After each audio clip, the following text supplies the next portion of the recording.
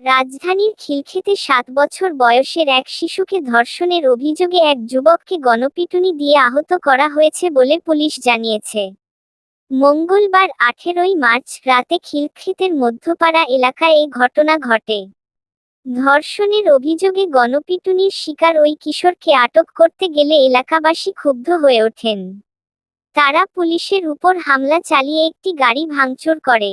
এ ঘটনায় খিলক্ষেত থানার পরিদর্শক তদন্ত আশিকুর রহমান আশিক সহ ৫ জন আহত হয়েছেন বলে পুলিশ নিশ্চিত করেছে।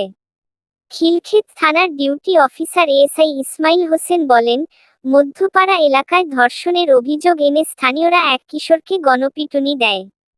এ খবর পেয়ে পুলিশ ঘটনাস্থলে যান। ওই কিশোরকে আটক করে থানায় নিয়ে আসার পথে সেখানে বিক্ষুব্ধ জনতা পুলিশের গাড়িতে হামলা করে ধর্ষককে গাড়ি থেকে নামিয়ে আনেন। এরপর বিক্ষুব্ধরা ওই যুবককে গণপিটুনি দেয়। এক পর্যায়ে উপস্থিত পুলিশ সদস্যদের উপর হামলা করে বিক্ষুব্ধ জনতা।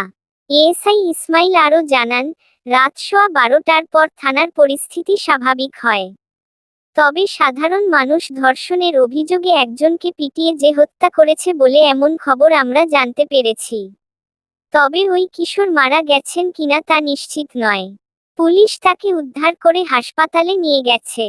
পুলিশ পরিদর্শক সহ ৫ জনকে উদ্ধার করে একটি হাসপাতালে ভর্তি করা হয়েছে।